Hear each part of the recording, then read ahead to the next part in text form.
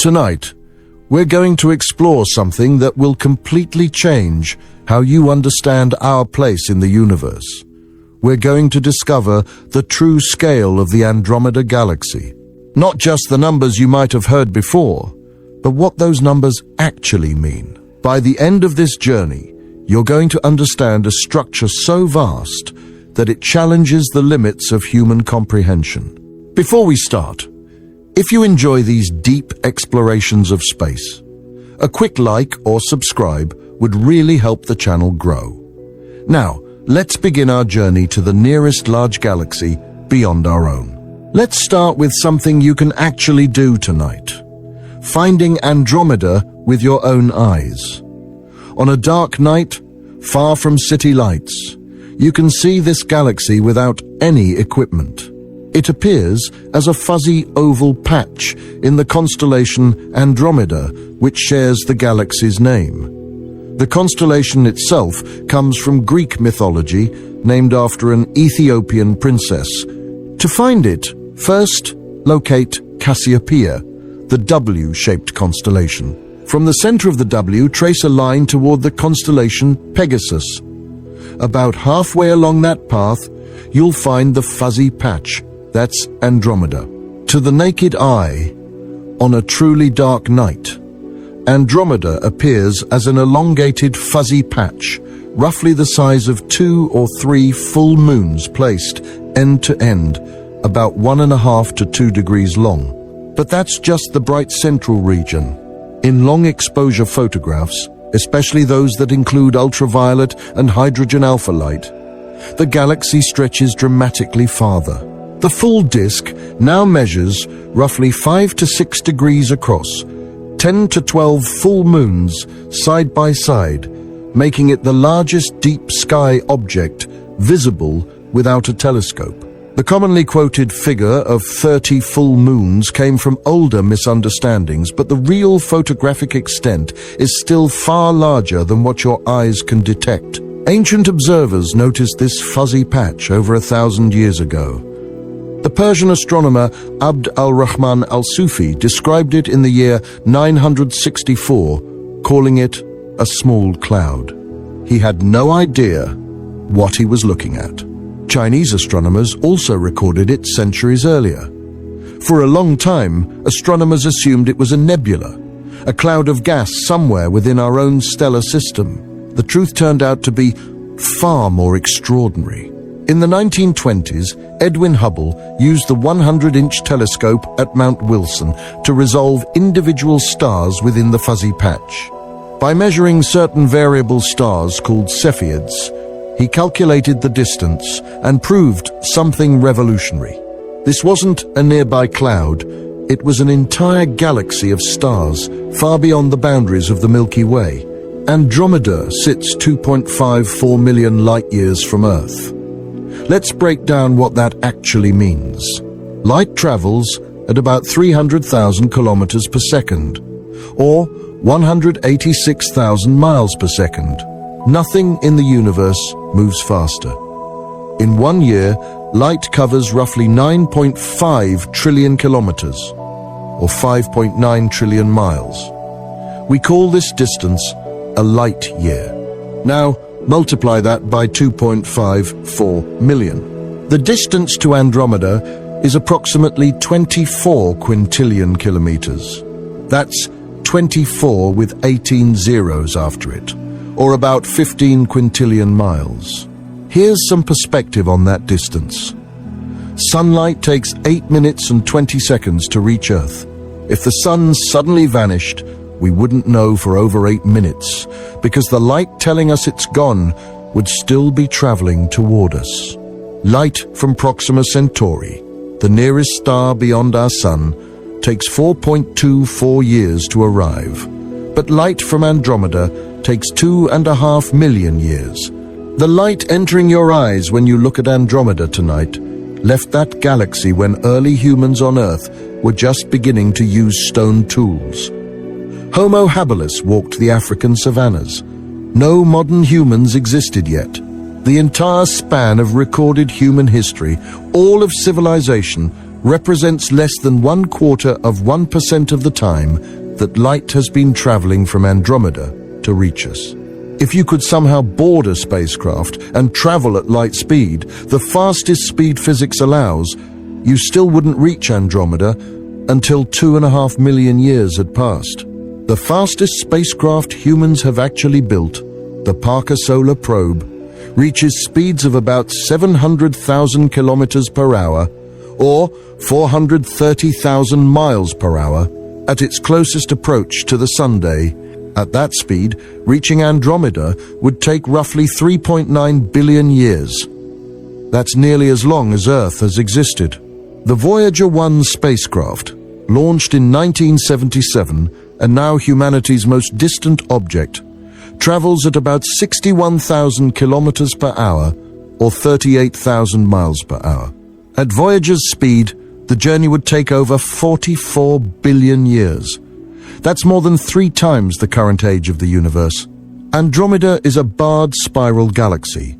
This means it has a bar-shaped concentration of stars at its center, with spiral arms extending from the ends of that bar. Our Milky Way shares this basic structure. The galaxy measures approximately 220,000 light-years in diameter. To cross from one edge to the other, even at light speed, would take longer than modern humans have existed on Earth. The Milky Way, by comparison, spans about 100,000 light-years. Andromeda is substantially larger, roughly 1.5 times the Milky Way's diameter on the latest estimates. The galaxy contains roughly 1 trillion stars. Each one is a sun, potentially with its own retinue of planets, moons, and smaller bodies. Our Milky Way contains somewhere between 100 billion and 400 billion stars. Andromeda has roughly 2 to 3 times our number. If you started counting stars in Andromeda at a rate of 1 per second, never stopping to eat, sleep, or rest, you would need approximately 32,000 years to finish. That's longer than the entire span of human civilization, from the first cities to today. The total mass of Andromeda, including all its stars, gas, dust, and dark matter, comes to approximately 1.5 to 2 trillion times the mass of our Sunday. At the center of this immense structure sits a supermassive black hole with a mass of roughly 140 million times our Sunday. For comparison, the black hole at the Milky Way's center, Sagittarius A star, has a mass of only about 4 million solar masses. Andromeda's central black hole is roughly 35 times more massive. For years, astronomers debated whether Andromeda might actually have 2 supermassive black holes at its core, based on a double nuclear structure visible in images. This was a popular theory in the early 2000s. However, more recent observations and analysis, particularly from 2020 onward, have largely ruled this out. The current scientific consensus points to a single black hole surrounded by an eccentric disk of stars. The double structure we see results from the way stars orbit the central black hole in an off-center, elongated disk. It's a fascinating optical effect, but not evidence of a binary black hole system. The central bulge of Andromeda is enormous. It spans roughly 30,000 light-years across. That's almost 1/3 the entire diameter of the Milky Way. This bulge contains several hundred billion-old stars packed into a relatively small volume. The stellar density here is thousands of times higher than in our solar neighborhood. If you lived on a planet near Andromeda's core, assuming you could survive the intense radiation environment, your night sky would be transformed. Thousands of stars would shine brightly enough to cast shadows. The combined starlight would create a perpetual twilight, making true darkness impossible. These core stars are predominantly population 2 stars. The older generation born when the galaxy was young. They're metal poor in astronomical terms, meaning they contain relatively few elements heavier than hydrogen and helium. These stars formed from primordial gas, that hadn't yet been enriched by previous generations of stellar death. They glow with a reddish hue, characteristic of older, cooler stars. Red giants dominate the central bulge, stars that have exhausted their core hydrogen and swollen to enormous sizes. Some of these red giants are larger than Earth's entire orbit around the Sun. The extreme stellar density near the core creates unique astrophysical environments. Stars pass close enough to each other that gravitational interactions become common. Binary star systems can be disrupted, with one star captured by a new partner, while the other is flung away at high speed. Occasionally, stars venture too close to the central black hole. The black hole's immense tidal forces stretch the star into a long stream of gas, an event astronomers call a tidal disruption event. The gas spirals into the black hole, heating to millions of degrees and emitting intense X-rays before disappearing forever beyond the event horizon. The black hole itself isn't particularly active right now. It's not consuming large amounts of matter, but this quiescent state could change. If a large gas cloud or an entire star were to wander too close, the black hole would devour it violently. The infalling material would form an accretion disk, a swirling maelstrom of superheated gas. The disk would emit more light than the rest of the galaxy combined. Jets of particles might shoot outward perpendicular to the disk at nearly the speed of light, creating a quasar, or active galactic nucleus. Andromeda would transform from a peaceful spiral into one of the most energetic objects in the local universe. Moving outward from the bulge, we encounter the spiral arms. These aren't rigid structures like the arms of a pinwheel. They're density waves, regions where stars and gas temporarily bunch up as they orbit the galactic center. Think of traffic on a circular highway. Cars move at relatively constant speed, but traffic jams form and dissolve as cars bunch together, then spread out. The jam moves around the highway at a different speed than the individual cars. Spiral arms work similarly. They're waves of compression moving through the galactic disk, and stars pass through them during their orbits. The spiral arms appear bright because they're where most star formation occurs. When the density wave passes through a region, it compresses the gas clouds. This compression can trigger gravitational collapse, causing the clouds to fragment and form new stars. The most massive stars born in these events shine brilliantly in blue light. These O and B type stars are spectacularly luminous, each one outshining the sun by factors of thousands or even millions.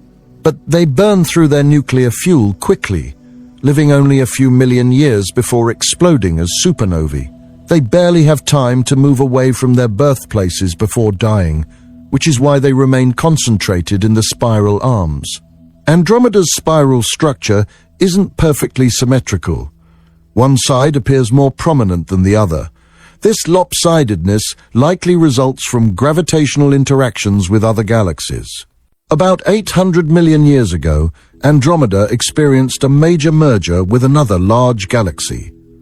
The collision disrupted the orderly spiral pattern, creating asymmetries that persist to this day. Computer simulations of galaxy mergers show that it takes billions of years for the disturbed structure to fully relax back into symmetry. Andromeda is still recovering from this ancient collision. Within the spiral arms lie enormous molecular clouds, the coldest and densest regions of interstellar space. These clouds can span hundreds of light years and contain enough material to build millions of stars. The gas is primarily molecular hydrogen, along with carbon monoxide, ammonia, and more complex organic molecules. Dust grains mixed with the gas provide surfaces where molecules can form. The clouds are opaque to visible light, appearing as dark silhouettes against the background stars. But infrared telescopes can penetrate the dust, revealing the warm protostars forming inside. Star formation in Andromeda isn't evenly distributed. There's a prominent ring of enhanced star formation about 32,000 light-years from the center. This ring lights up dramatically in ultraviolet images, showing concentrations of young, hot stars. The ring's origin isn't completely understood, but it likely relates to the central bar structure. Bars can channel gas inward or outward, creating resonances at specific radii where gas accumulates and star formation intensifies. This ring contains thousands of stellar nurseries, each one a cauldron where new suns are being born. The disk of Andromeda is where most of the galaxy's stars reside. Unlike the spherical bulge and halo, the disk is remarkably flat. It's about 1,000 light-years thick at the Sun's location in the Milky Way, and Andromeda's disk has similar proportions. This flattening results from rotation. As the galaxy formed, the gas and stars that would become the disk settled into a plane perpendicular to the rotation axis, just as pizza dough flattens when spun. The disk rotates, but not like a solid wheel. Different parts rotate at different speeds. Near the center, stars complete their orbits in a few tens of millions of years. Farther out, orbital periods stretch to hundreds of millions of years. In the outermost regions, a single orbit takes over 1 billion years. This differential rotation should wind the spiral arms tighter over time, like stirring honey. Yet the arms persist. That's because they're density waves, not material structures. The wave pattern can maintain itself even as individual stars and gas clouds move through it. By measuring the rotation speeds at different distances from the center, astronomers can map out the galaxy's mass distribution. This is where dark matter makes its presence known. The visible matter, all the stars and gas, can't account for the rotation speeds observed in the outer regions. Stars are moving faster than they should based on the gravity from visible matter alone. Either our understanding of gravity is wrong, which seems unlikely given how well it works everywhere else, or there's additional mass we can't see. That invisible mass is dark matter, and it dominates Andromeda's mass budget. The disk also contains older stars mixed with the young ones. These are population 1 stars like our Sun, formed more recently from gas enriched with heavy elements. They've had time to drift away from the spiral arms where they were born. Some follow nearly circular orbits in the plane of the disk. Others travel on elliptical paths that carry them above and below the plane. The Sun, for example, oscillates up and down through the Milky Way's disk as it orbits the center. Stars in Andromeda follow similar patterns. How do we actually know Andromeda is 2.54 million light-years away? This question takes us into one of astronomy's most fundamental challenges, measuring distances across space. You can't simply point a radar gun at Andromeda. The distances are too vast for direct measurement.